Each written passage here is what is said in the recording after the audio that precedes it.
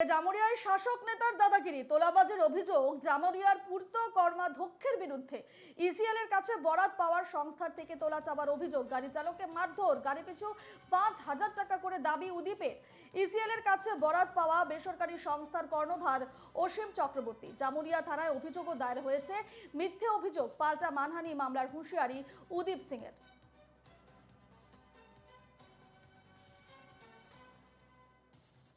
যেভাবে উদীপ সিং আমার গাড়ির ড্রাইভারদের সাথে যেভাবে মারধর শুরু করেছিল, যদি জামুরিয়া থানা এবং নিউকেদা ফাঁড়ি এই পুলিশ যদি আমাদেরকে সহযোগিতা না করতো তাহলে জানি না সেদিন একটা কী ঘটনা ঘটতো, হয়তো ড্রাইভারদেরকে মেলে ওই খাদানে ফেলে দিত।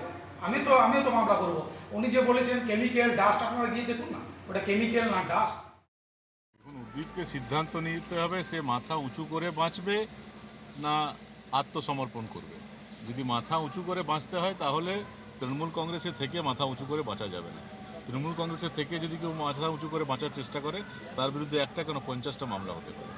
আর যদি এই সাহস দেখাতে পারে যে না আমি স্বাধীনভাবে থাকবো, তাহলে তৃণমূল কংগ্রেস ছেড়ে দিতে হবে সিদ্ধান্ত।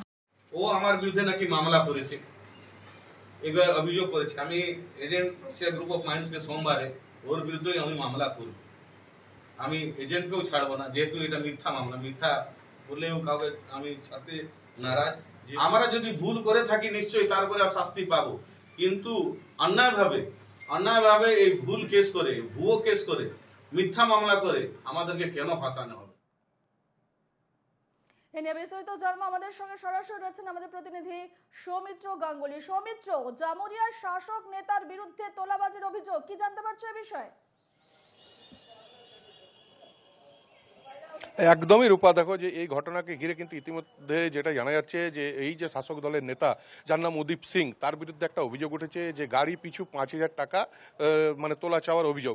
কিন্তু এই যে অভিযোগ করেছে এক যে ওই যে বেসরকারি সংস্থার কর্ণধার অসীম চক্রবর্তী, এটি জামুরিয়া থানায় অভিযোগ দায়ের হয় এবং এই অভিযোগের পরিপ্রেক্ষিতে তিনি কিন্তু ওই যার বিরুদ্ধে ওঠা অভিযোগ, তিনি কিন্তু এই অভিযোগের ভিত্তিতে সাংবাদিক বৈঠক করে এই অভিযোগকে অস্বীকার এবং অভিযোগকে ভিত্তিহীন, এবং তারপরে তিনি যেটা মানে সাংবাদিক সম্মেলনে বলেন যে এই যে সংস্থা তার নামে মিথ্যে অভিযোগ করেছে তার নামে কিন্তু তার মানহানির করবেন, অভিযোগ করেছেন বলে তিনি জানান। তবে সবকিছুর মধ্যে জামুরিয়ার বিধায়ক যিনি হরেরাম সিং, তিনি কিন্তু এই ঘটনার খবর পেয়েছেন এবং ঘটনার মানে খতিয়ে দেখছে বিষয় কি রয়েছে, মানে তিনি কিন্তু খতিয়ে দেখবেন বলে জানিয়েছেন। তবে সব মিলিয়ে যে এই যে সংস্থার যে বেসরকারি সংস্থার যিনি ওই কর্ণধার অসীম চক্রবর্তী মহাশয়, তিনি বলেছেন যে তিনিও এই যে ঘটনার পর আতঙ্কিত রয়েছেন, কারণ তার ওই যে প্ল্যান্টে যে রয়েছে বেসরকারি সংস্থার প্ল্যান্টটিতে ওই যে গাড়ি চালকরা কিন্তু গাড়ি চালাতে চালকরা আসছে না, ফলে তার কাজেও ক্ষতি হচ্ছে এবং তিনিও আতঙ্কিত রয়েছে বলে জানান। রূপা, বেশ, ধন্যবাদ সৌমিত্র।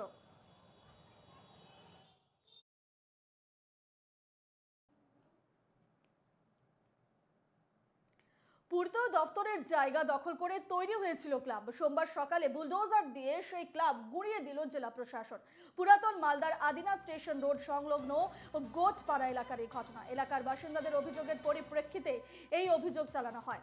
মহকুমা শাসক তাদের নোটিশ করেছিলেন বলে স্বীকার করে নিয়েছে ক্লাব কর্তৃপক্ষ। তবে ক্লাব সরিয়ে নেওয়ার মতো তাদের সময় দেওয়া হয়নি বলে অভিযোগ ক্লাবের সদস্যদের।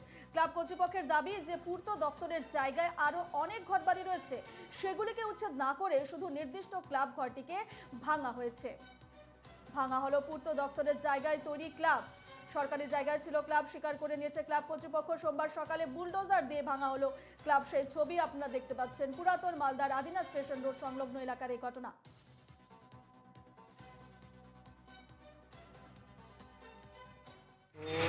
বেশ কিছু কমপ্লেন আমরা পেয়েছি অনেকদিন আগেই। আমি আমার চেম্বারে ডেকে ক্লাবের সেক্রেটারি প্রেসিডেন্টকেও ভার্বালি ওয়ার্নিং দিয়েছিলাম যে আপনারা সরিয়ে নেন, এটা পিডব্লিউডি রোডের জায়গা, ওইখানে বিভিন্ন আমাদের সরকারি প্রজেক্টের পরিকল্পনা আছে, কিন্তু ওনারা শুনলেন না।